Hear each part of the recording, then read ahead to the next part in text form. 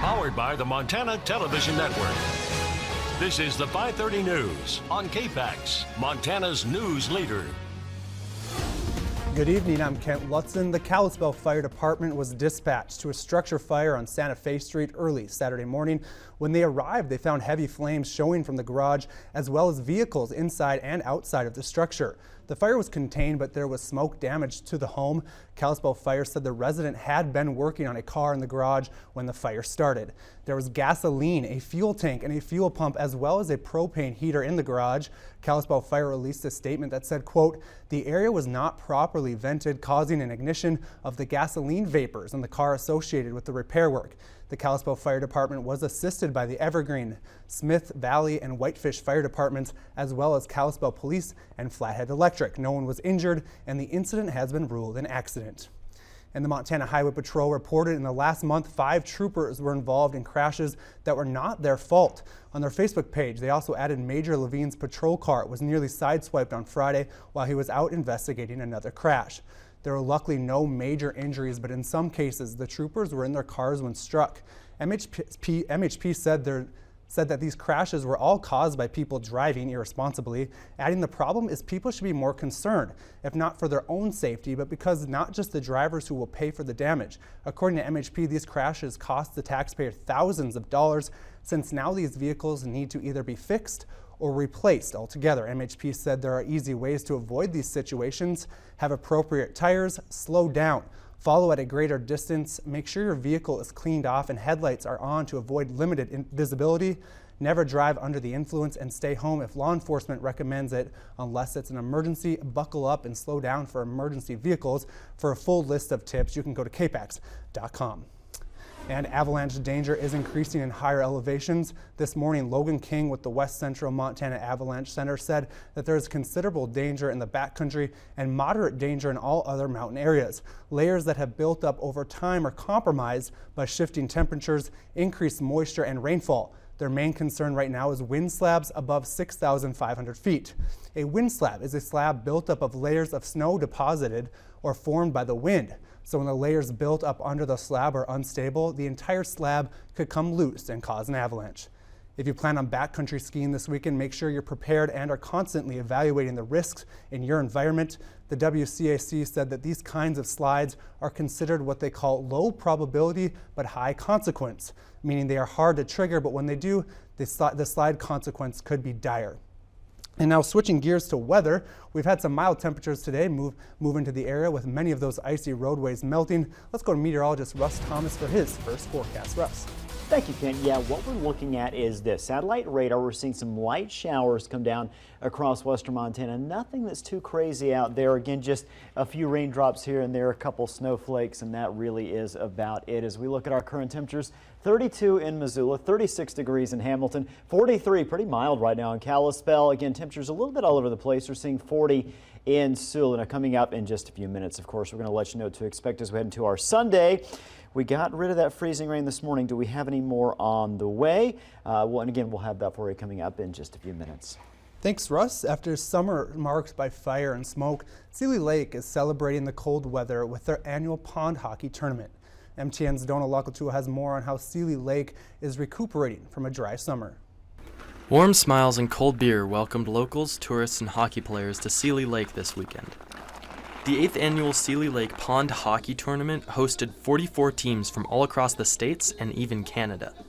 We get together once a year and make it happen, and just people getting to visit and have a great time with each other. It's really magical. Walking down that hill on Friday night, seeing the wall tents and hearing the noise on the ice is just, it's essentially a different experience.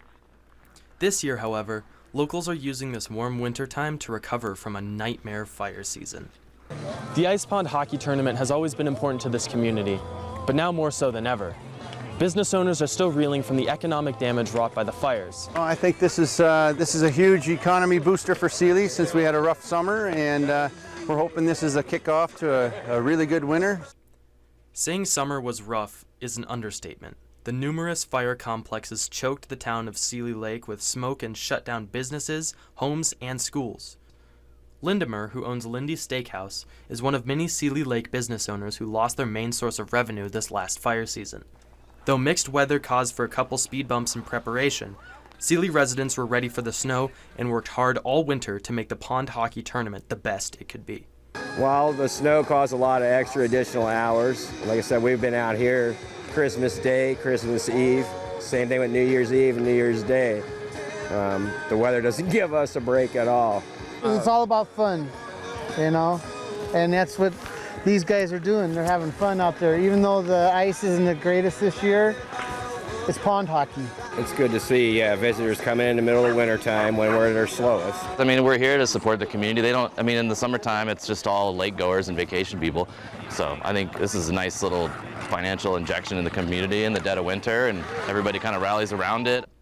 Windermere hopes to heal the economic burns of last summer and carry Seeley Lake through a successful and profitable winter. Donal Lakatua, MTN News, Seeley Lake. The pond hockey tournament continues tomorrow with playoffs starting at 9:30 a.m. Proceeds are donated to youth hockey leagues, the local school in Seeley, and the event promotes local business. And in national news, President Trump again today blasted Michael Wolff, the author of a White House tell-all book. The president blamed weak libel laws for allowing people to say whatever they want without retribution. But as Laura Podesta reports, Wolff isn't backing down. President Trump says his track record proves he is a stable genius, despite accusations in the book Fire and Fury claiming he's mentally unfit for office. I was a very excellent student, came out, made billions and billions of dollars, became one of the top business people. The president, along with members of his cabinet and top Republican leaders, held meetings at Camp David to lay out the framework for their 2018 agenda Saturday. In the book, Michael Wolff portrays the president's mental fitness as childlike and the White House as a place of dysfunction and chaos.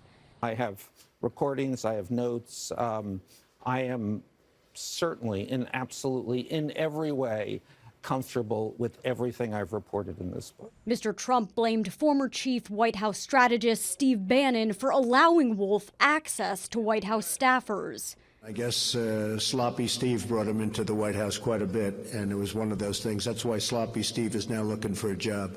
Wolff is standing by his book and believes the revelations in it could be the downfall of Mr. Trump's presidency. The story that I've told seems to present this presidency in such a way that it says he can't do this job. The emperor has no clothes, and suddenly, everywhere, people are going, oh my God, it's true, he has no clothes. Mr. Trump calls the book a work of fiction. Laura Podesta, CBS News, New York. Wolff says he interviewed the president over time for 3 hours. Mr. Trump says it never happened. And the Trump administration has released its master plan for securing the border. The total cost will be $33 billion over a 10-year period. $18 billion will be needed for the border wall, according to Custom and Border Protection documents. Another $15 billion will be needed for technology, personnel, and readiness. The administration's plan spreads the costs and construction over the next decade. For fiscal year 2018, the request is for 60 miles of the primary wall and 14 miles of secondary wall, costing $1.6 billion. The numbers increase subsequent years. Congress has not yet agreed to appropriate any of the administration's requests for funds for the border wall. And coming up, the royal family will be celebrating a wedding in 2018, but in planning this money-making wedding, they've entered the new year with a scandal. We'll have more after this break.